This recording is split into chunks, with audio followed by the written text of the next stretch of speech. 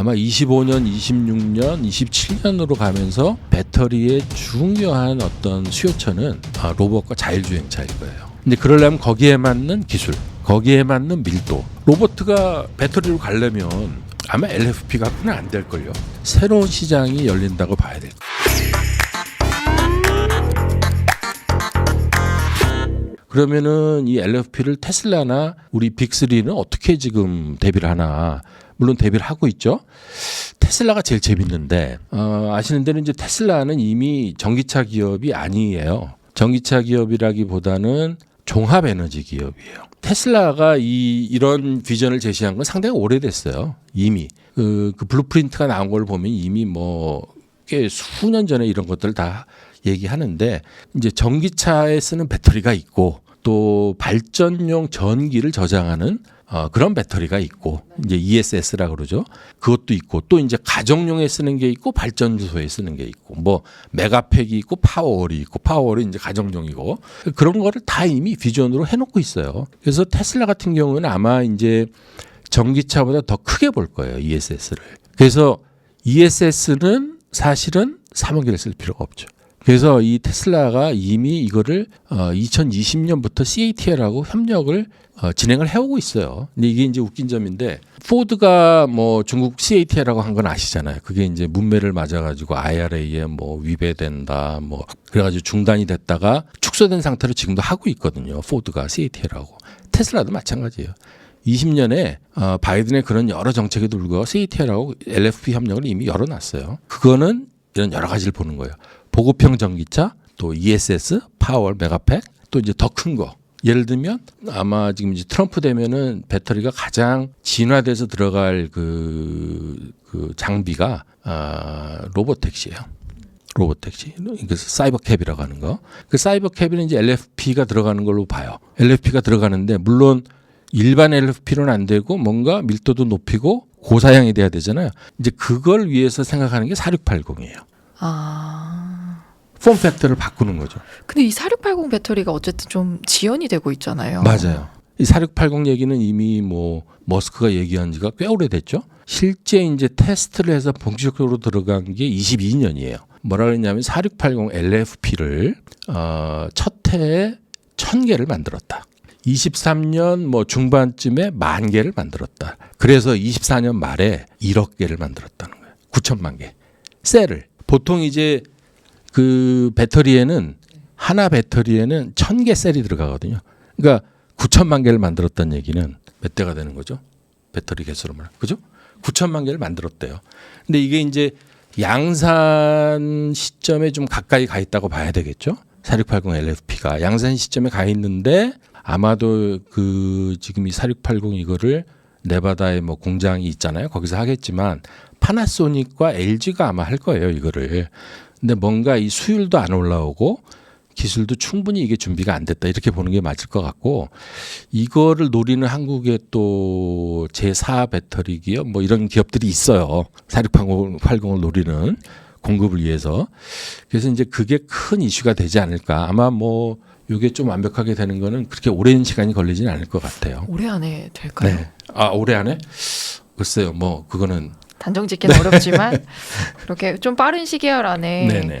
될 것 같다. 그 배터리에 있어서 제가 생각했을 때는 재활용되는 것도 굉장히 중요한 부분 중에 하나인 것 중요하죠. 같거든요. 중요하죠. 근데 말씀해 주신 것처럼 LFP 배터리가 재활용이 안 된다고 하면 좀 이런 면에서 3원계 배터리의 수요가 아직도 좀 건재하다라고 볼 수 있지도 않을까요? 그러니까 이게 이제 환경성으로 봐서는 모자라는 거죠. 왜냐하면은 이게 이제 폐기물 단계에 가서는 그렇다면은 땅속에 묻어야 된다는 거 아니에요? 그럼 그건 큰 문제죠, 사실은. 그러니까 아마 기술 개발을 통해서 한국에서도 지금 이거를 재활용을 하는 뭐 이런 기술을 개발을 하고 있어요, 별도로 또. 왜냐하면 이게 화학 구조나 이런 게 이 3원기하고 완전히 달라서 재활용 자체가 어려워요, 이게. 물론 경제성이 안 돼서 안 하는 거예요. 이게 뭐 그런 말 있잖아요. 킬로와트당 25달러가 안 되면 기업들이 가져가서 재활용 값이 안 나온다는 거 아니에요? 물론 경제성이 중요하지만 두 번째는 기술적으로도 이게 가능해야 되거든요. 근데 기술적으로 지금 아마 한국에서 뭐 했다. 그런 디자인을 했다. 이런 뉴스들이 있어요.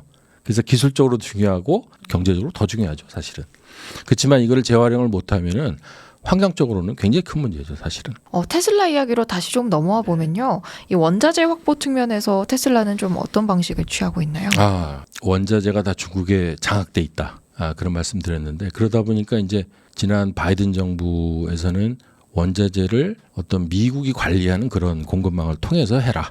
그리고 거기에 어떤 인센티브를 주겠다는 거 아니에요? 이제 그러려면은 중국이 장악하는 배터리 광물이 그렇게 많지가 않거든요. 근데 이제 보시면은 테슬라 같은 경우는 그러다 보니까 이제 이거를 미국 내에서 가공을 하는 얘기를 굉장히 많이 했어요.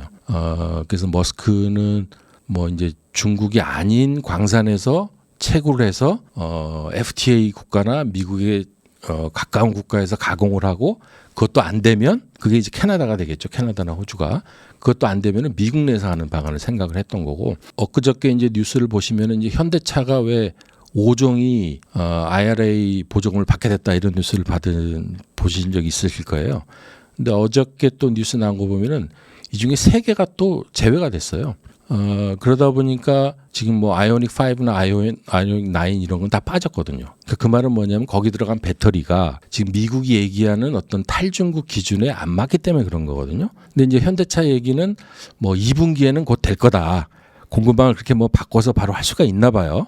이제 그런 얘기를 하던데, 그러니까 지금 테슬라나 이런 경우는 아마 이런 광물 공급망, 특히 이제 가공 이런 것들 아마 다 기준에 맞췄을 거예요. 거기에 따라서 이제 보조금이 되기 때문에 그래서 어렵지만 아무튼 뭐 중국이 아닌 걸로 다 공급을 지금 찾고 있다 이렇게 보시면 되고. 테슬라가 또 넥스트 사업으로 가져가고 있는 게 ESS 사업이잖아요. 그렇죠. 이 ESS 사업의 성장 가능성을 어디까지라고 보시나요? ESS가 이게 엄청납니다. 사실은 이게 아까 말씀드린 대로 이제 테슬라가 이미 오래전에 그 블루프린트에서 전기차와 또 다른 이런 종합 에너지 기업 얘기를 했기 때문에 그런 게 요즘에 현실화되고 있다고 보시면 돼요. 이게 이제 뭐 한국 배터리 3사도 그렇지만 캐즘 국면에서 어떤 사업의 다각화로서 사실은 진행이 되고 있긴 해요. 진행이 되고 있긴 한데 또 다른 면에서 보면 그만큼 이제 태양광 발전이나 이런 게 확대가 되고 있기 때문에 또 하나는 이제 뭐 AI나 이런 게 늘어가면서 데이터 센터용 뭐 전력 수요가 늘어나잖아요. 어떤 재생에너지 확대 또는 어떤 AI 산업의 확대, 데이터 센터용 전력 수요 급증 이런 것 때문에 이제 저장 장치가 확 늘어나는 거예요.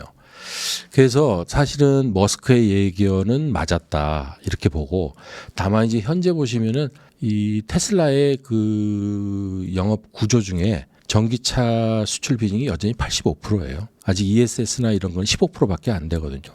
그러나 이 성장세로 봐서는 월등히 높아요. ESS가. 특히 작년 같은 경우에 보시면은. 그리고 이제 테슬라가 굉장히 요즘 보면은 재밌는 행보인데 이게 주가가 굉장히 올랐잖아요. 이게 이제 전기차 인도량이나 이런 거 보면 조금씩 떨어지고 있거든요, 사실은. 그러다 보니까 이게 머스크가 전기차에 정말 진심이냐, 어느 정도 진심이냐, 이제 이런 염려들이 조금 있어요. 그러다 보니까 이제 ESS가 있다, 뭐 이런 얘기인데 전체적으로 봐서는 한국도 그렇고, 아마 ESS가 굉장히 늘어날 거예요. 그래서 이 배터리 기업들한테는 아무튼 또 하나의 사업으로서 굉장히 중요한 다각화다 이렇게 보여지고 그 ESS LFP 공장들도 지금 이미 뭐 LG 엔솔이나 이런 경우에 다 유럽이나 이런 다 현지화 진출로 짓고 있고 앞으로 아마 굉장히 확대되지 않을까 이런 생각입니다. 우리나라에서 이 ESS 사업을 좀 따라가는 기업이 있다면 어디 짚어볼 수 있을까요? 그러니까 LG 엔솔 이런 데가 다 하는 거죠. 하는데 이제 아마 이게 수년 동안 진행을 해왔는데 단 한 가지 문제는 역시 이것도 이제 화재가 많이 발생했어요. 그동안. 6, 7년 동안. 그래서 이런 어떤 안전성 문제 또 그리고 테슬라도 마찬가지예요. 테슬라가 하는 주요 사업 중에 하나가 인도나 뭐 호주나 이런 대형 어떤 가정용 파워월 공급 이런 걸 굉장히 큰 사업으로 보거든요. 테슬라가. 근데 이 테슬라도 그동안에 뭐 이런 특히 가정용 같은 거는 이거 안전성이 보장이 안 되면 이게 안 되거든요, 사실은. 근데 약간의 문제들이 있었어요, 그동안에. 그래서 그런 것들을 보완해서 아마 뭐 사업을 좀 더 완벽하게 갖춰야 이게 되지 않을까 그런 생각입니다. 이 배터리 분야에서 좀 테슬라도 그렇고 최신 트렌드는 어떤 게 자리 잡고 있나요? 그러니까 이제 트럼프가 그걸 정확히 얘기하고 있어요. 트럼프가. 그러니까 단순히 이거를 뭐 IRA를 뒤집어 가지고 뭐 바이든이 하던 거를 전부 다 뭐 지워버리는 게 트럼프 정책이냐 그건 아닌 것 같아요. 그 인수위 때 이제 발표된 걸 보시면은 배터리를 좀 더 크게 보겠다는 거예요. 트럼프 얘기는. 인수위 얘기는 배터리를 크게 보겠다. 국가 안보로 보겠다. 그 말은 뭐냐면, 그러니까 전기차는 하나의 배터리의 한 전장 사업에 불과하다는 거죠. 다른 여러 전장 사업이 있는 거예요. 그게 아까 말씀드린 대로 이제 뭐 ESS가 이제 대표적인 또 다른 전장 사업이고, 또 하나는 뭐 심지어 비행기도 있을 수 있고, 또는 테슬라가 일론 머스크가 좋아하는 뭐 우주선도 될 수가 있고, 전장 사업 많은 거죠. 그래서 배터리가 좀 더 앞으로는 다양한 형태로 확대가 되지 않을까. 그래서 트럼프 정부는 이걸 보고 있는 것 같아요. 또 일론 머스크도 그런 거에 화답을 하는 것 같고, 그래서 이거를 좀 더 국가 안보로 보겠다는 거예요. 그리고 이제 핵심 광물이 더 중요해지죠. 그럼 그것도 바이든이 한 것보다는 바이든은 너무 이 전기차에 치중했다는 거예요. 트럼프 입장은. 그러니까 이 핵심 광물 배터리를 좀 더 국가 안보의 문제를 하겠다는 게 이제 트럼프의 어떤 변화가 아닐까. 그러니까 전기차 이후에 다른 많은 산업들을 보고 있는 게 아닌가, 그런 생각입니다. 국내 배터리사들의 운명이 어떻게 보면 트럼프 정부가 중국을 어떻게 대응하는지에 따라 좀 달렸다고 말씀해 주셨는데, 그럼 국내 배터리사들이 경쟁력을 회복하기 위한 뭐 필요한 전제 조건 같은 거나 시기 같은 걸 좀 예상해 볼 수 있을까요? 이게 이제 작년이 아무리 어렵다고 해도 보시면은 전기차가 그래도 한 1,400만 대에서 1,600만 대로 늘었거든요. 작년에. 늘긴 늘은 거예요. 그리고 이제 배터리도 출하량을 보시면은 수치로 보시면은 뭐 800 GWh 늘은 거예요. 한 20%, 30% 사이가 늘은 거예요. 올해 그러면 얼마나 성장할 거냐. 근데 이제 이게 그럼에도 불구하고 이게 어렵다는 거 아니에요. 그거는 그 전에 2, 3년 전에는 뭐 100% 뭐 이렇게 성장하다 보니까 어렵다는 건데, 그럼 앞으로 어떻게 될 거냐? 아마 뭐 예전처럼 뭐 당장 뭐 100%, 200% 성장하기는 어려울 거예요. 그렇지만 분명한 거는 전기차는 앞으로 계속 간다는 거예요. 문제는 뭐냐면 이 늘어나는, 또 전기차도 늘어나지만 또 다양한 전장 사업, 산업 이런 것들이 늘어날 때 한국 배터리가 과거처럼 먹어갈 수 있느냐, 시장을. 이게 더 큰 문제예요. 이제 그러려면은 뭐가 필요하냐?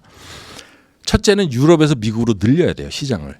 지금까지는 뭐 정치적으로 잘 한 것 같아요. 왜냐하면은 뭐 LG엔솔이 13개 배터리 공장을 뭐 계획하고 있는 거고, SK온도 8개고, 거의 미국 시장의 뭐 87%라는 거 아니에요, 미국 배터리 시장에.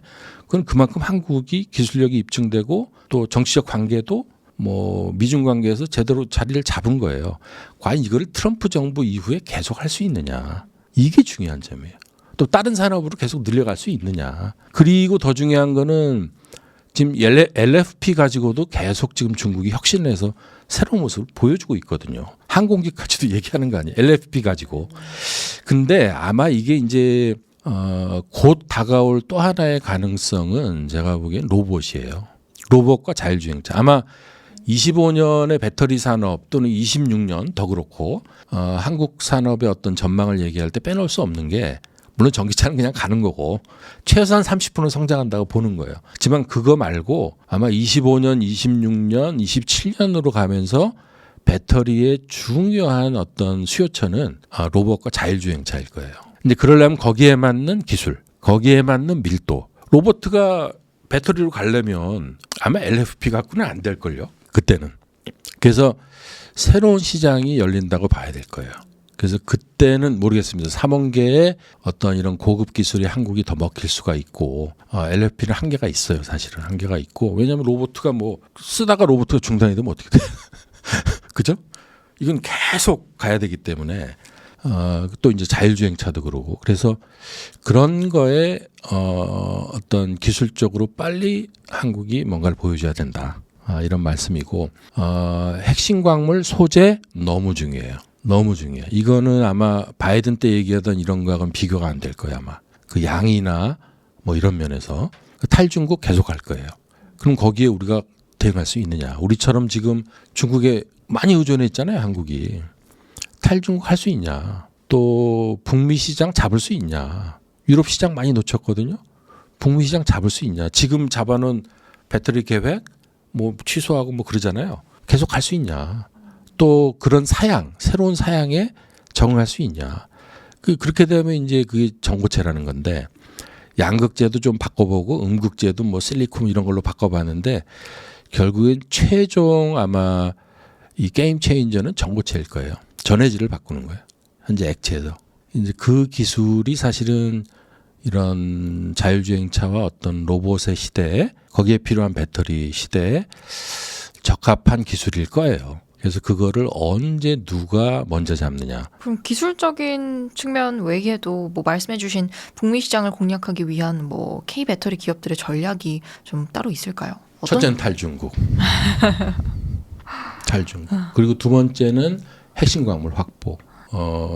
세 번째는 기술력. 왜냐하면은 이 미국은 잘 보시면 테슬라 같은 경우도 보시면은 파나소닉하고 밀접히 모든 걸 하거든요. 그래서 4680도 이제 전극을 건식으로 하고 이런 새로운 기술들은 이 테슬라가 다 파나소닉하고 개발하는 거예요. 그래서 이거를 미국 시장을 잡기 위해서 뭐 파나소닉처럼 어떤 미국과 어떤 뭐 JV든 뭐 밀접한 협력으로 할 수 있는 건지 한국이 시장을 잡기 위한 하나의 수단으로서 이제 그런 것들이 아마 중요할 것 같고 또 하나는 이제 정부의 역할. 이게 전기차 배터리 산업은 이게 민간이 할 수 있는 것도 있지만 정부가 할 수 있는 게 너무 많거든요. 해야 되는 게. 그래서 그런 역할.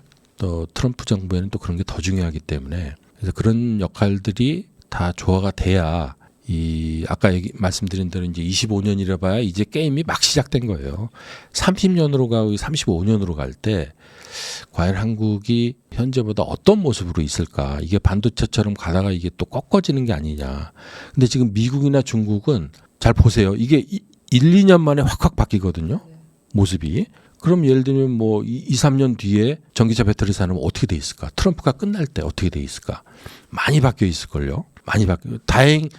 뭐 바라기는 한국이 계속 뭐 이렇게 수익권에서 하기를 바라지만 너무나 빨리 변하기 때문에 너무나 빨리 변하고 이런 어떤 정부 간의 이런 뭐 미중 관계에서의 이런 정치적인 요소들 너무나 중요하기 때문에 함부로 이걸 예측하기는 굉장히 어렵다고 말씀을 드릴 수밖에 없고 다만 이제 이런 모든 거를 담보하는 거는 기술력이다. 기술 혁신이다. 저희가 조금 상상의 나래를 펼쳐본다면 이 배터리 산업의 미래가 좀 어떻게 펼쳐질까요? 말씀해주신 뭐 이제 로봇 관련된 부분도 중요해지고 자율주행차라든지 뭐 UAM 산업 이런 부분도 맞아요. 굉장히 중요해질 텐데 맞아요. 우주 산업도 또 있고요. 맞아요. 배터리 산업의 미래 어떻게 펼쳐질지. 글쎄요. 일단 한국이 뭐 프리미엄 마켓을 잡아서 시작을 했기 때문에 그리고 이제 어떻게 보면은 보급형 기술을 가지고 중국이 거세게 도전을 하고 있는 거고 그렇지만 한국의 기술력은 계속 유지가 될 거예요. 왜냐하면 그 갭을 하루아침에 줄이기는 쉽지 않거든요. 그래서 이 지금까지 어떤 기술력을 계속 유지하고 조금 더 우리가 푸시를 한다면 뭐 새로운 정치적 환경, 새로운 기술 환경에서도 한국이 계속 유리한 시장을 가져가지 않을까 그렇게 예측을 해봅니다. 머니네버슬립 뉴스레터와 네이버 프리미엄 콘텐츠 지금 바로 구독해보세요.